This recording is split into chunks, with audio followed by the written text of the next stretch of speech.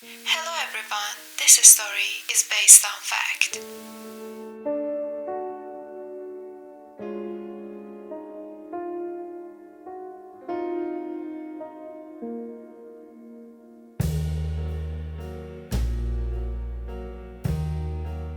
Watch the water on this paper.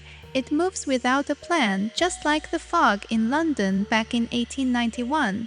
We called it the yellow fog or the pea super. It wasn't tea just weather. It was a thick, greasy blanket made of coal smoke and river mist. It could hide 1,000 sins. I am Inspector Reid of Scotland Yard. For 30 years, I walked these cobblestones.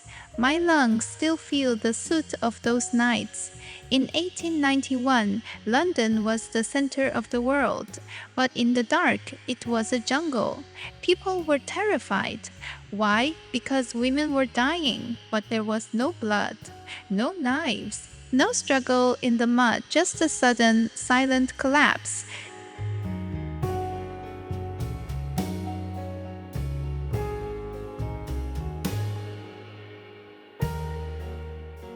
Think of a young woman named Ellen Donworth. She is 19. She is tired, walking through this gray mist. I am painting right now.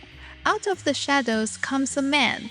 Doesn't he look like a killer? He has a soft, educated voice. He says, "You look exhausted, my dear.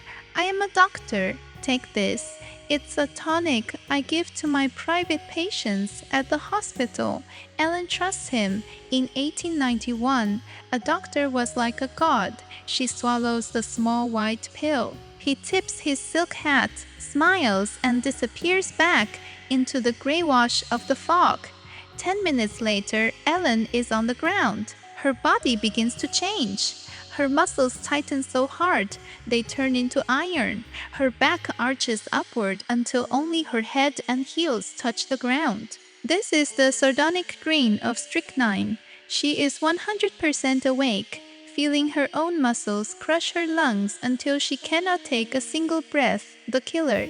He is standing just 20 feet away in the fog, listening to the silence of her death.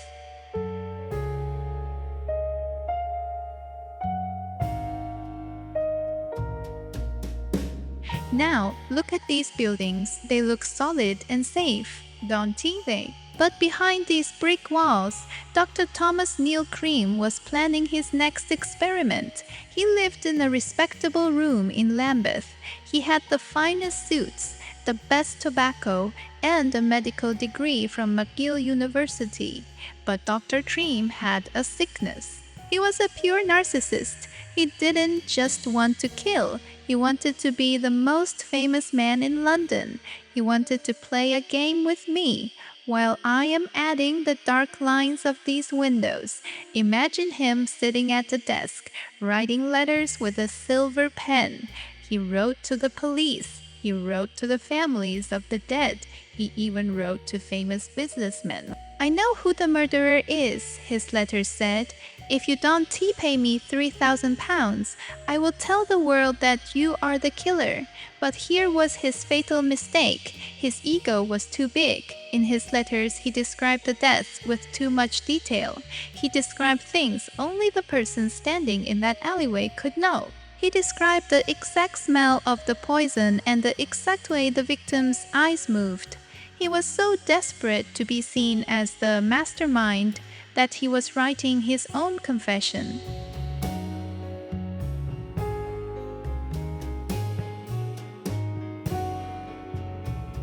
One afternoon, he actually walked into my office. He sat in my guest chair, crossed his legs, and lectured me about how stupid the police were. I looked at his manicured fingernails and his expensive gold watch. I felt a cold shiver. I realized the man trying to help me catch the killer was the killer himself.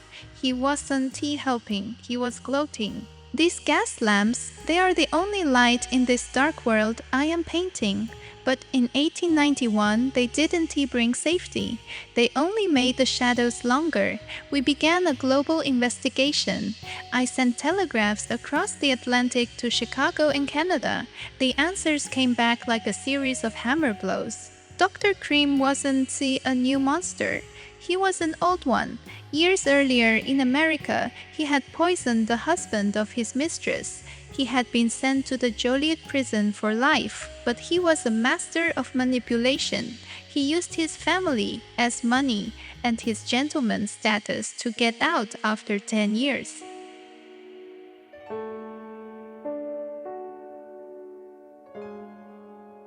He learned. He didn't change. He crossed the ocean, arrived in London, and bought a new tall hat. He thought London was old, slow, and easy to fool. He spent his days in the finest hotels and his nights hunting in the darkest corners of Lambeth. Under these very yellow lights, he would choose his next patient. He believed his medical title made him invisible to the law. He thought he was a god who could decide who lived and who died. Now, we add the ghost, the man in the hat. We arrested him on a night just like this. There was no grand explosion, just two of my men stepping out of the fog and grabbing his arms. He didn't even look surprised. He just acted bored. During the trial, he was the center of attention, which is exactly what he wanted.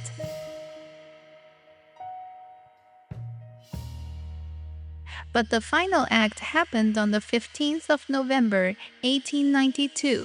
The gallows were built in the yard of Newgate Prison.